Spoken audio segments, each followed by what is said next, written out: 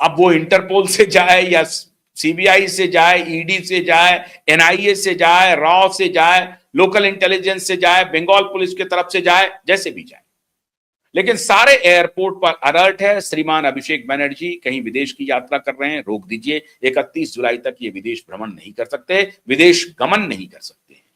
भ्रमण तो छोड़ दीजिए, गमन नहीं होगा तो भ्रमण कहां से होगा? तो गमन भ्रमण नहीं होगा 31 जुलाई तक, नंबर 1। और नंबर 2, इन्वेस्टिगेशन में आपको सहयोग करना है। खैर, आपको राहत मिल गई। सारे अखबारों ने, मीडिया ने got the relief. So called अंग्रेजी दां अभिषेक बनर्जी प्रोटेक्टिव मीडिया ने कहा, high court pass the order, no coercive action against Abhishek Banerjee till 31 of July. बहुत अच्छी बात है। अरे भैया, टिल 31 ऑफ जुलाई तो कहा, लेकिन उससे पीछे को पिछले हेडलाइन ये रखा, no coercive action against Abhishek Banerjee. Headline ये चल रहा है। असल कहानी ये है कि उसको ये कह सकते हैं 31 जुलाई तक अदालत ने कहा आप देश नहीं छोड़ सकते और इन्वेस्टिगेशन में सहयोग कीजिए। No headline, there is no coercive action. अदालत ने यह कहा, you cannot leave country without prior permission of the court और the competent authority. You cannot leave the country. This is the between the line of the verdict. This is the real verdict, that you cannot leave the country till 31st of July before getting any prior permission from the competent authority like judiciary or the investigative agencies. If investigative agencies got the permission from the court that such and such guy is going to foreign and we are not having any problem, and if court allows, then you are ready to go. You got it? This should be the headline. लेकिन ये headline नहीं बना। Headline बना, no coercive action against Abhishek Banerjee. कोई बात नहीं, बनाइए। क्यूवाइब network है ना बिटवीन द लाइन पढ़ने के लिए। एक, अब दूसरी बड़ी खबर आ गई मित्रों। एक तो हुआ श्रीमान अभिषेक बनर्जी का प्रकरण, समझ में आ गई बात आपको। 31 जुलाई तक उनको देश नहीं छोड़ा जाएगा, इन्वेस्टिगेशन में सहयोग करेंगे। तत्काल गिरफ्तारी नहीं होगी, ये बात सही है, लेकिन उनको इन्वेस्टिगेशन में सहयोग करना पड़ेगा। अगर हीला हवाली किया तो पुलिस अदालत जाकर के कुछ भी आदेश ले सकती है। दूसरा एक महत्वपूर्ण प्रकरण आ गया मित्रों। अगस्त 2024 की घटना है। RG Kar rape case. RG Kar medical college, जो बहुत ही मशहूर मेडिकल कॉलेज है पश्चिम बंगाल का, कोलकाता में है। उस मेडिकल कॉलेज में एक ट्रेनी डॉक्टर के साथ जो बीभत्स कुकर्म किया संजय राय नाम के व्यक्ति ने, अब हालांकि वो गिरफ्तार कर लिया गया है। उस संजय राय नाम के व्यक्ति को बचाने और इस पूरे रेप केस को कवर अप करने के लिए बहुत बड़ा षड्यंत्र किया गया और उसमें 3 आईपीएस ऑफिसर इसमें इन्वॉल्व थे। और ये पूरा आरजीकर हॉस्पिटल का मामला सिर्फ एक रेप केस का मामला नहीं है। वहां के प्रिंसिपल को गिरफ्तार किया गया। प्रिंसिपल और उस निवर्तमान सरकार के बीच में इतने अवैध अनैतिक संबंध थे, फाइनेंशियल फ्रॉड का, फाइनेंशियल करप्शन का, सेक्सुअली असॉल्ट का, टॉर्चर करने का, एक्सप्लॉयटेशन का, स्टूडेंट एक्सप्लॉयटेशन का, सबका इतना बड़ा घालमेल है आरजीकर मेडिकल हॉस्पिटल, जो उस रेप केस के बहाने पंडारा बॉक्स खुल गया। और इस पंडारा बॉक्स को खोलने में अब भारतीय जनता पार्टी की सरकार आई है, तब से सरकार एक्टिव हुई है। निवर्तमान सरकार ने तो मिट्टी पलीद करके रख दी थी, उसको क्लोज कर दिया था। ठीक है, थोड़ा बहुत इन्वेस्टिगेशन हुआ और ये हुआ, सुप्रीम कोर्ट तक मामला चला साहब, कुछ नहीं हुआ।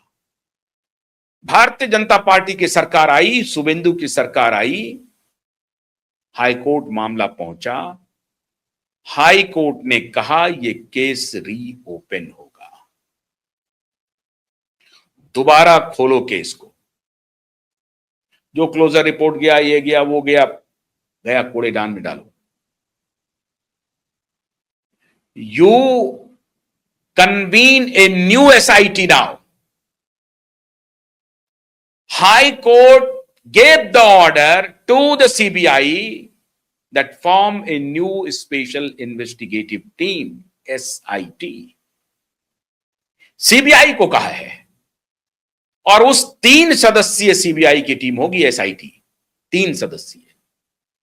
और 5 जून तक, 5 जून नहीं, जून जुलाई या अगस्त तक सारे डिटेल उनको अदालत में देने हैं। कब से? 9 बजे रात अगस्त में, जिस रात में बलात्कार की घटना को अंजाम दिया गया, उस 9 बजे रात से लेकर के आज तक का blow by blow, bit by bit, second by second, minute by minute, hours by hours, days by days, month by month, year by year categorical verdict है हाईकोर्ट का कि 3 सदस्यीय एसआईटी गठित होगी। एसआईटी 1 होगी, सदस्य उसमें 3 होंगे। वो एसआईटी अब तक जो जांच हुई है उसके एक एक मिनट का डिटेल, एक एक सेकंड का डिटेल अदालत को अगले 1-2 महीने के अंदर जमा करेगी। फास्ट ट्रैक पर यह मुद्दा इन्वेस्टिगेशन होगा और इसकी हियरिंग होगी। कल्पना कर सकते हैं आप अदालत का यह रवैया? निजाम बदला, मैं ये नहीं कह रहा हूं कि अदालत का यह रवैया निजाम के बदलने के बाद हो रहा है। पश्चिम बंगाल में माकूल स्थिति गवर्नेंस की बनी है, इस वजह से अदालत के रवैये में परिवर्तन आया है, या अदालत अब कठोर निर्णय के लिए स्वतंत्र हो गई है, यह मैं नहीं कह रहा हूं, लेकिन संकेत तो उसी दिशा में हो रहा है। संकेत क्या है? यही अदालत पहले भी थी, 4 मई के पहले भी यह अदालत थी, लेकिन तब अदालत के पास कोई नहीं गया था। तब अदालत में, और यह किनके आदेश पर हो रहा है, किनके प्रेयर पे हो रहा है? पीड़ित परिवार के प्रेयर पे हो रहा है। यह पीड़ित परिवार 4 मई 2026 के पहले हिम्मत नहीं जुटा पा रही थी। दमयंती सेन नाम के आईपीएस ऑफिसर तो 2012 में कुछ काम किया था, बेहतरीन काम, सेक्सुअल असॉल्ट का ही मामला था। सरकार से तनातनी हुई, सरकार से बगावत हुई, दमयंती सेन को संट कर दिया गया। एक महिला आईपीएस ऑफिसर को संट किया गया। किस लिए? कि वो करप्शन में इन्वॉल्व थी? किस लिए? कि उनका कोड ऑफ कंडक्ट ठीक नहीं था? किस लिए?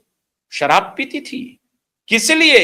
वो किसी क्रिमिनल को प्रोटेक्ट कर रही थी? नहीं, इसलिए कि वो सरकार के करप्शन को एक्सपोज कर रही थी और सरकार के बीभत्स आचरण को पब्लिक में ला रही थी। इसलिए दमयंती सेन जैसे आईपीएस ऑफिसर को संट कर दिया गया। उनके पास भी ऐसे ही किसी एक रेप केस का विषय था और उसमें बड़े बड़े रसूखदार लोग नप रहे थे, तो दमयंती सेन को किनारे कर दिया। अब जब आरजी कर के पीड़ित, बलात्कार के पीड़ित परिजन ने अदालत से गुहार की कि इस केस को रीओपन कीजिए, इसके अब तक के जांच को देखिए, बहुत बड़ा घोटाला आपको मिलेगा, अदालत ने सोहर्ष स्वीकार किया और कहा कि हां, इसकी आवश्यकता है। ऑर्डर पढ़ेंगे आप तो खून खौल जाएगा। अदालत ने जिस लहजे में कहा है, सीबीआई को कहा है कि 3 ऑफिसर रिलीज करो इमीडिएटली, अपॉइंट करो एसआईटी, और टाइम बाउंड, एक एक सेकंड का लिखा हुआ है। 9 बजे रात्रि के बाद से क्या क्या हुआ अब तक ये बताइए आप। जांच क्या हुई, अदालत में क्या हुआ, किसने क्या क्या नहीं किया, पूरा डॉसियर आपको अदालत में पेश करना पड़ेगा। इतना सख्त रुख, इसका मतलब है कि जब हवा बदलती है तो फ्रेश एयर हर जगह जाता है।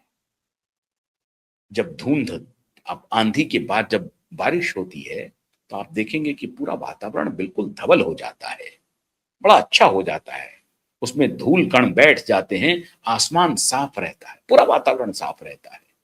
तो अभी 4 मई तक आंधी थी, अब आंधी खत्म हुई है, बारिश हो गई है और अब सब कुछ साफ दिख रहा है। पश्चिम बंगाल में गवर्नेंस का मॉडल साफ दिख रहा है। तो जुडिशरी ने कहा कि हमें भी सब कुछ दिखाई पड़ने लगा है और फौरन से पेशतर जुडिशरी ने एक्शन लेना शुरू कर दिया। लेकिन इसमें जुडिशरी ध्यान रख रही है कि बनाना रिपब्लिक भी नहीं होना चाहिए। अभिषेक बनर्जी के मामले में राहत भी दे रही है, एक्शन भी ले रही है। आरजीकर के मामले में कानून के साथ कानून की रक्षा के लिए त्वरित प्रभाव से आदेश दे रही है, टाइम बॉन्ड इन्वेस्टिगेशन करके हमारे सामने पेश करो। इसे कहते हैं न्याय देर से मिलेगी लेकिन मिलेगी जरूर। और हमें अदालत की तारीफ करनी चाहिए और उम्मीद करनी चाहिए कि शुभेंदु सरकार इसी तरीके से आगे बढ़ते रहेगी और पापियों, गुनहगारों, आरोपियों, अपराधियों को सजा दिलाने का काम करेगी। बहुत बहुत शुक्रिया। नमस्कार।